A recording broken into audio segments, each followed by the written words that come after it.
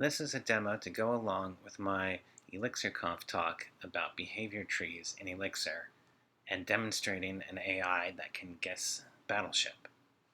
The first demonstration is the simple version of the AI. I'll make a small board and place a couple of ships.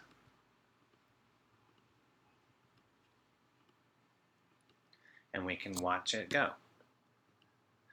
Now the thing to notice is how it'll guess randomly until it gets a hit, and then it'll try to the right, and then the left, and then up, and then down, until it sinks the ship. And you can see it play out. The AI has sunk our ships with a 43% accuracy, which is pretty good. But our playtester notices that because the AI always goes right, left, up, down, that she can cheat it by the way she positions her ships.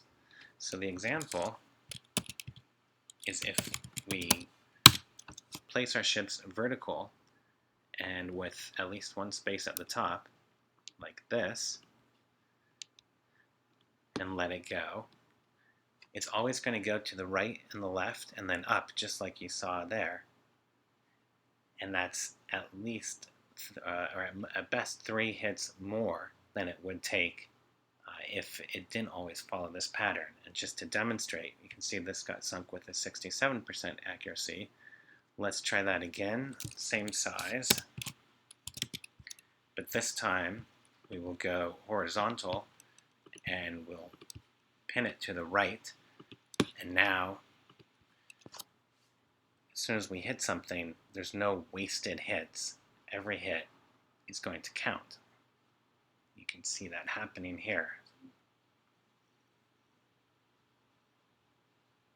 As soon as the AI found a ship, it had no wasted hits. And this time we have a 58% accuracy, but as soon as it actually got a hit, it had no wasted hits, whereas in the first version, there were.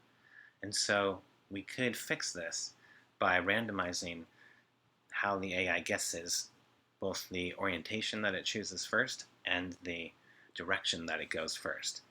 And I have a version of that, which I will do right here. I've hot reloaded the AI to use a random direction, and I'm going to do this exact board one more time, and we should see sometimes it'll go up and down first, sometimes it'll go left to right first, and which direction it goes once it's chosen an axis. Like in this case, it chose to go up and down first, so it did have a wasted. But in this case, it went left to right first, and there was no waste. And in the third case, it just happened to go vertical first. But you can see now you can't outwit it by the orientation that you place your ships. That's pretty good. But then another playtester noticed that there's an inefficiency. This time, this playtester wanted to see what would happen if you put ships together.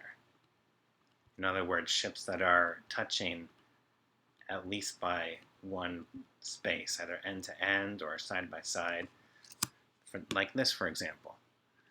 Now this time when the ship plays, it just happened to go down, and it's got hits in a number of ships. But you'll notice, even though it has some ships with some hits in it, it doesn't know that it's hit those, and it is doing some random guessing before it goes back and fills in the ships. If the AI knew that it had already found other ships while it was testing the areas around a hit, it should be able to keep track of that and come back to it before going to random guessing mode.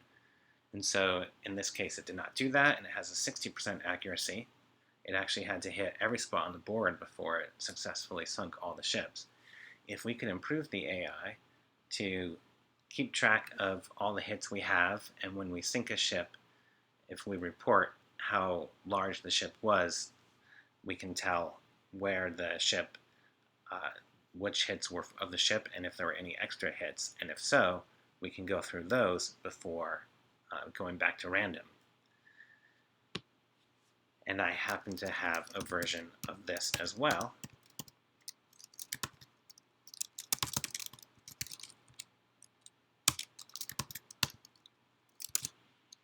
So let's do this exact same configuration, this time with the smarter AI, and watch what happens.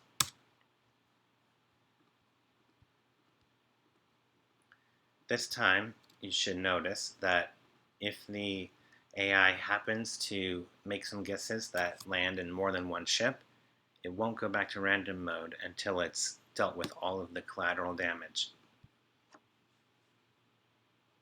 There's an example. It's hit all three of them, and you'll see that it fills them all in before it goes back to random guessing. And there it is. This time is 65% accuracy, and it didn't have to go through the whole board to fill it in.